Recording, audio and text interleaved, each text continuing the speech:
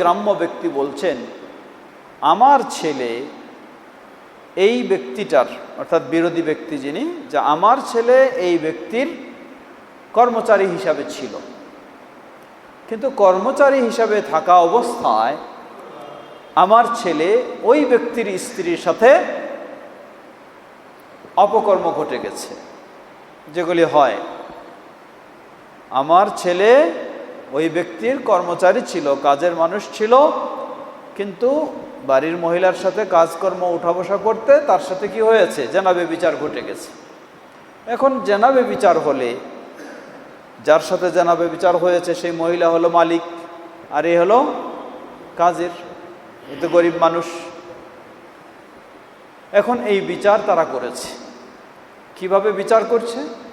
প্রসিদ্ধ সাহাবী আবু হুরায়রা রাদিয়াল্লাহু তাআলা আনহু তিনি বর্ণনা করছেন, ওয়াজাইদ ইবনে খালিদ আল-জুহানি রাদিয়াল্লাহু তাআলা আনহুমা قال جاء أعربي فقال يا رسول الله اقضي بيننا بكتاب الله فقام خصمه فقال صدق اقضي بيننا بكتاب الله فقال الأعربي إن ابني كان عسيفا على هذا فزنى بامرأته فقالوا لي على ابنك الرجم ففديت ابني منه ب100 من الغنم ووليدة ثم سألت أهل العلم فقالوا إنما على ابنك جلد 100 وتغريب عام।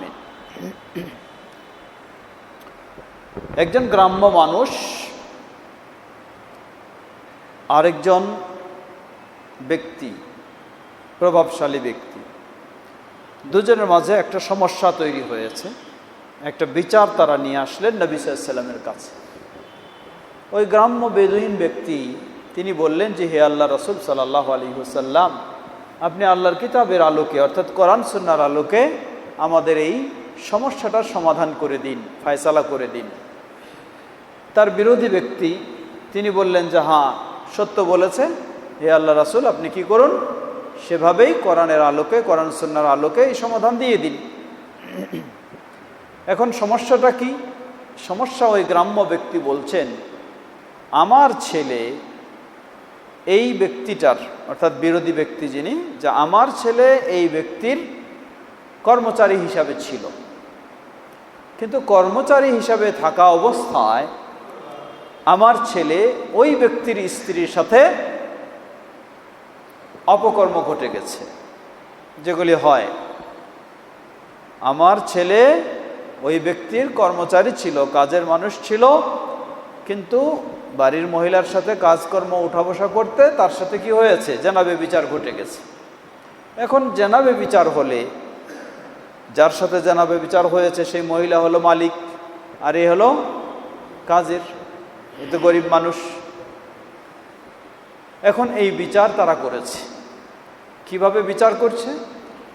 নবী সাল্লাল্লাহু আলাইহি ওয়াসাল্লামের কাছে তিনি বলছেন, ফাকালু লি আলা ইবনিকা আর রাজাম, তারা ফয়সালা করলো যে আমার ছেলেকে ব্যভিচার করার কারণে তাকে পাথর নিক্ষেপ করে হত্যা করা হবে।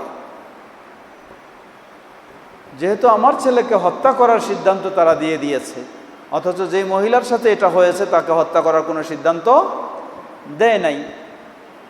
ওই মহিলা হইল বিবাহিতা আর আমার ছেলে হলো অবিবাহিত, কিন্তু আমার ছেলের জন্য তারা ফয়সালা দিয়েছে একে হত্যা করতে হবে, আর তার বিষয়ে কিছু বলে নাই, ছাড় দিয়েছে। এখন তিনি বলছেন যে আমি বাবা হিসাবে ছেলেকে বাঁচানোর জন্য কি করলাম, তখন আমি মুক্তিপণ কিছু দিলাম। কি সেটা মুক্তিপণ দিলাম? ফাদাইতু ইবনি মিনহু ব100 মিনাল গানাম, 100 ছাগল এবং একটা কৃতদাসী, 100 ছাগল আমি দিলাম বিনিময় হিসাবে, এবং একটা কৃতদাসীও দিলাম আমার ছেলেকে বাঁচানোর জন্য, যেন তাকে হত্যা করা না হয়। নবী সাল্লাল্লাহু আলাইহি ওয়াসাল্লামের কাছে এসে এটা শোনালেন। সুম্মা সাআলতু আহলাল ইলমি ফাকালু ইন্নামা আলা ইবনিকা জালদু 100 ওয়া তাগরিবু আমিন। ওই ব্যক্তি বলছেন, যে তারা আমার ছেলের ব্যাপারে এই ফায়সালা দিল, আমি এখন ছেলের বাবা হিসাবে তার যান বাঁচানোর জন্য এটা বিনিময়ে দিয়ে ছাড় নিলাম। ছাড় নেওয়ার পর আমি ভাবছি যে মনে হয় তারা আমার উপরে জুলুম করেছে, সঠিক কাজ হয়নি। আমি আলেম ওলামাদেরকে জিজ্ঞাসা করলাম, যারা জানে এই বিষয়ে সম্পর্কে, যে আমার ছেলের বিষয়ে কি এই ফায়সালা রাইট হয়েছে? আলেমরা বললেন যে না, যেহেতু আপনার ছেলে হলো অবিবাহিত, এই অবিবাহিত কোনো ছেলে বা মেয়ে ব্যভিচারে লিপ্ত হলে তার শাস্তি হলো তাকে 100 বেত্রাঘাত মারা হবে, হত্যা করা নয়। হত্যা হচ্ছে বিবাহিত যদি হয়ে থাকে। তাহলে ছেলে যেহেতু অবিবাহিত, সুতরাং তাকে 100 বেত্রাঘাত করা হবে, ও তাগরিবু আমিন, এবং 1 বছরের জন্য তাকে দেশান্তর করা হবে। এই সব শোনানোর পরে فقال النبي صلى الله عليه وسلم لأقضين بينكما بكتاب الله أما الوليدة والغنم فرد عليك وعلى ابنك جلد 100 وتغريب عام وأما أنت يا أنيس لرجل فاغدو على امرأة هذا فرجمها فغدا عليها أنيس فرجمها।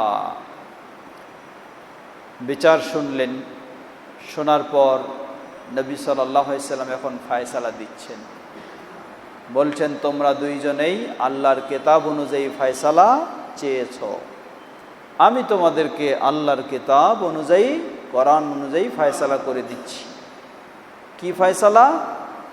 তুমি যে তোমার ছেলেকে বাঁচানোর জন্য মুক্তিপণ হিসাবে একটা কৃতদাসী আর 100 ছাগল দিয়েছ, এটা তোমাকে ফেরত দিয়ে দিতে হবে, কারণ এটা তোমার প্রতি জুলুম করা হয়েছে। এটা তার শাস্তি নয়, তার হত্যাও শাস্তি নয়, আর এই মুক্তিপণও তার কোনো প্রয়োজন নাই, অতএব এটা তোমাকে রিটার্ন করবে সে। এক। দ্বিতীয়, তোমার ছেলের অপরাধের জন্য শাস্তি হলো তাকে 100 বেত্রাঘাত মারা হবে এবং 1 বছরের জন্য তাকে দেশান্তর করা হবে। ওয়াম্মা আনতা ইয়া উনাইস, নবী সাল্লাল্লাহু আলাইহি সাল্লাম বলছেন, হে আনাস, সাহাবী আনাস রাদিয়াল্লাহু আনহুকে বলছেন, হে আনাস, তুমি যাও, ওই ব্যক্তির সাথে যাও, ওই মহিলাকে তুমি গিয়ে আগামীকালকে তাকে রজম করো, অর্থাৎ তাকে পাথর নিক্ষেপ করে হত্যা করো, কারণ সে বিবাহিত মহিলা, সে জানাবে বিচারে স্বেচ্ছায় লিপ্ত হয়েছে, অতএব তার শাস্তি হলো তাকে হত্যা করা। বললেন, তুমি ফাগদু আলা ইমরাআতি হাদা ওয়ার ফারজুমহা, তুমি যাও ওই লোকের স্ত্রীর কাছে গিয়ে তাকে কি করো, তুমি কোরআনের শাস্তি যেটা, তা হলো বিবাহিত পুরুষ বা নারী ব্যভিচারে জড়িয়ে গেলে, স্বেচ্ছায় ব্যভিচারে জড়িয়ে গেলে শাস্তি হলো তাকে পাথর নিক্ষেপ করে হত্যা করা, তাই তুমি সেটা করো। ফাগাদা আলাইহা উনাইসুন ফারাজামাহা, পরের দিন আনাস রাদিয়াল্লাহু আনহু তাই সেখানে গিয়ে নবী সাল্লাল্লাহু আলাইহি ওয়াসাল্লামের ফয়সালা অনুযায়ী তাই ব্যবস্থা নিলেন। ইমাম বুখারী রাহিমাহুল্লাহ হাদিস নিয়ে এসেছেন, তিনি বলছেন, কেউ যদি অন্যায়ভাবে কোনো ফয়সালা দেয়, অন্যায়ভাবে কোনো সমাধান দেয়, তাহলে সেই অন্যায় সমাধান বা অন্যায় বিচার অবিচার সেটা প্রত্যাখ্যানযোগ্য, গ্রহণযোগ্য হবে না। নবী সাল্লাল্লাহু আলাইহি ওয়াসাল্লাম তাদের সেই ফয়সালাকে গ্রহণ করলেন না, প্রত্যাখ্যান করলেন এবং বললেন, তোমার ছাগল আর দাসী তুমি নিয়ে যাও, এটা তোমার, আর তার যা শাস্তি তাকে দিতে হবে, আর ওই মহিলার যা শাস্তি তাকে তাই দেওয়ার নির্দেশ দিলেন এবং তাই হলো। এখন সমস্যা হচ্ছে, আল্লাহ রাসূল সাল্লাল্লাহু আলাইহি ওয়াসাল্লাম ছিলেন, ন্যায় বিচারের ব্যবস্থা ছিল, কিন্তু এখন পরিস্থিতি এমন পর্যায়ে চলে গেছে, আপনি ন্যায় বিচার চাইলেই জুলুমের শিকার হয়ে যাবেন, ন্যায় বিচার চাইলেই জুলুমের শিকার হয়ে যাচ্ছে। সব ক্ষেত্রে একই, গ্রাম্য সালিশ চান, সেখানেও দেখবেন ঘুষ খেয়ে আর ঘুষ দিয়ে অন্যায়কারীরাই ছাড় পেয়ে যাচ্ছে, আর যিনি নিরপরাধ তিনি ফেঁসে যাচ্ছে, শাস্তির অপরাধী হয়ে যাচ্ছে। যারা মাদক ব্যবসায়ী তারা ছাড় পেয়ে যায়, আর নিরাপদ মানুষকে তার পকেটে ইয়াবা ট্যাবলেট ঢুকাই দিয়ে তাকে গ্রেফতার করা হয়। পরিস্থিতি যখন এমনই, তাহলে কার কাছে আপনি এই অন্যায় বিচার প্রত্যাখ্যান করে ন্যায় বিচার পাবেন? সুতরাং আল্লাহ রাব্বুল আলামিন তিনি হলেন বিচারকারী, তিনি হলেন প্রকৃত ফয়সালাকারী। তার কাছেই সাহায্য চাইতে হবে যেন আমাদের পরিবেশ পরিস্থিতি আল্লাহ সেই ধরনের দান করেন, আর আমাদের দাওয়ার মাধ্যমে যতটুকু সাধ্য অনুযায়ী সেই চেষ্টা আমাদেরকে করে যেতে হবে। ওয়াল্লাহু তাআলা আ'লাম। আন্তর্জাতিকভাবেও একই অবস্থা, আন্তর্জাতিকভাবেও একই অবস্থা। ইরাক মুসলিম দেশ, সিরিয়া মুসলিম দেশ, লিবিয়া মুসলিম দেশ। সেই আন্তর্জাতিক সন্ত্রাসী যারা, তারা সেখানেই সন্ত্রাসী তৈরি করে দিয়ে সেই সন্ত্রাসীর দোহাই দিয়ে আবার গোটা দেশকেই ধ্বংস করে দিচ্ছে। এদিকে সেই বার্মা মুসলিমরা তাদের জায়গায় নির্যাতিত হয়ে বিতাড়িত হচ্ছে, কিন্তু কার কাছে ন্যায্য ফয়সালা চাইবে সেই ব্যবস্থা নেই।